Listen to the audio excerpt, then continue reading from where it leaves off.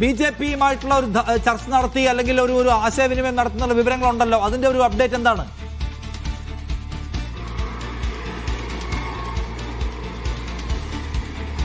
നിഷാദ്, ഞാൻ നേരത്തെ പറഞ്ഞു BJP എന്ന നിലക്ക് ആണോ ആ ചർച്ച എന്ന് ചോദിച്ചാൽ എനിക്ക് കൃത്യമായ മറുപടി തരാൻ കഴിയില്ല. പക്ഷേ സി രഘുനാഥ് കഴിഞ്ഞ കുറേ ദിവസങ്ങളായി കെ സുധാകരനുമായി സംസാരിക്കുന്നുണ്ട്. ഞാൻ രണ്ട് ദിവസം മുമ്പ് രഘുനാഥൻ സംസാരിക്കുമ്പോൾ പോലും അദ്ദേഹം പറഞ്ഞിരുന്നു, ഞാൻ നിരന്തരമായി സുധാകരനുമായി സംസാരിക്കുന്നുണ്ട്, എല്ലാ ദിവസവും സംസാരിക്കുന്നുണ്ട് എന്ന മറുപടിയായിരുന്നു രഘുനാഥ് നൽകിയത്.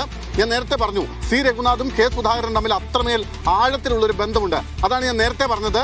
വേണ്ടി വന്നാൽ സുധാകരൻ സ്വതന്ത്രനായി മത്സരിച്ചാൽ രഘുനാഥ് സ്ഥാനാർത്ഥിത്വത്തിൽ നിന്ന് പിന്മാറാൻ തയ്യാറാണെന്ന് സുധാകരനെ അറിയിച്ചിട്ടുണ്ട്. അത് BJP എന്ന നിലയ്ക്കാണെങ്കിൽ അങ്ങനെ, അതല്ല BJP-യുടെ നിരുപാധിക പിന്തുണയാണ് സുധാകരന് വേണ്ടതെങ്കിൽ അങ്ങനെ എന്ന തരത്തിൽ BJP-ക്ക് വേണ്ടി സി രഘുനാഥ് സംസാരിച്ചിട്ടുണ്ട്. സി രഘുനാഥ് എന്ന് പറയുന്നത് ഇപ്പോൾ ഒരു വ്യക്തിയായിട്ട് നമുക്ക് കണക്കാക്കാൻ കഴിയില്ല.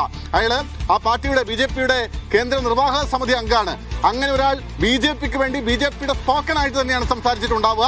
അതായത് BJP-യുടെ ഒരു പിന്തുണ വേണ്ടി വന്നാൽ, ഒരു രാഷ്ട്രീയ സാഹചര്യം ഉണ്ടായാൽ സുധാകരന് നൽകാൻ തയ്യാറാണെന്ന ഒരു കമ്മ്യൂണിക്കേഷൻ കെ സുധാകരന് സി രഘുനാഥ് നൽകിയിട്ടുണ്ട് എന്ന കാര്യം ഉറപ്പാണ്. അത് ഇന്നലെ മാത്രമല്ല, കഴിഞ്ഞ ദിവസങ്ങളിലൊക്കെ നിരന്തരമായി രഘുനാഥുമായി സുധാകരൻ സംസാരിക്കുന്നുണ്ട്. മാത്രമല്ല, ഈ പ്രതിസന്ധി ഉണ്ടായ കാലഘട്ടത്തിൽ സി രഘുനാഥിന്റെ ഫേസ്ബുക്ക് പോസ്റ്റ് എടുത്ത് നോക്കിയാൽ നമുക്ക് കാണാൻ കഴിയും, സുധാകരനെ മത്സരിപ്പിക്കുന്നതുമായി ബന്ധപ്പെട്ട് വലിയ തർക്കങ്ങളും ബഹളങ്ങളും ഒക്കെ ഇങ്ങനെ നടക്കുന്ന സമയത്ത് എല്ലാ ദിവസവും എന്ന് പറഞ്ഞതുപോലെ സുധാകരന് വേണ്ടി ഫേസ്ബുക്കിൽ സജീവമായി പോസ്റ്റ് ഇട്ടുകൊണ്ടിരിക്കുകയായിരുന്നു രഘുനാഥ്. അതായത് സുധാകരനെ താഴെയുന്ന കോൺഗ്രസ് നിലപാടിനെതിരെ അതിശക്തമായി പ്രതികരിച്ചുകൊണ്ടിരുന്ന ആളായിരുന്നു രഘുനാഥൻ. എന്തായാലും അതുകൊണ്ട് തന്നെ ഏതെങ്കിലും തരത്തിൽ അങ്ങനെ ഒരു നീക്കം ഉണ്ടായാൽ അതിൽ അത്ഭുതപ്പെടാനില്ല. അതാണ് ഞാൻ കുറച്ച് മുമ്പ് പറഞ്ഞത്. ഒരു കാലത്ത് BJP സ്ഥാനാർത്ഥിയായ പോട്ടെ, BJP പിന്തുണയ്ക്കുന്ന സ്വതന്ത്രനായി സുധാകരൻ മത്സരിക്കുന്നു, ജയിക്കുന്നു എന്ന് വിചാരിച്ചോളൂ. സുധാകരൻ അതിൽ എന്താണ് കാണുന്നത്? തുടർന്ന് അങ്ങോട്ടുള്ള അദ്ദേഹത്തിന്റെ ഒരു രാഷ്ട്രീയം എന്താകുമെന്നുള്ള ഒരു ചോദ്യമില്ലേ? കാരണം പിന്നെ ഭരണത്തിലെത്താൻ എന്തായാലും BJP പോകുന്നില്ല. അതുകൊണ്ട് NDAക്ക് അങ്ങനെ ഒരു സാധ്യത നിലവിലില്ല. അതുകൊണ്ട് തന്നെ പിന്നെ എന്താണ് പ്രതിപക്ഷത്ത് അല്ലെങ്കിൽ മൂന്നാം പക്ഷത്ത് നിൽക്കുന്ന ഒരു MLA ആയി ഇരിക്കുക എന്നതാണോ സുധാകരനെ സംബന്ധിച്ചിടത്തോളം അദ്ദേഹം മുന്നിൽ കാണുന്ന രാഷ്ട്രീയം?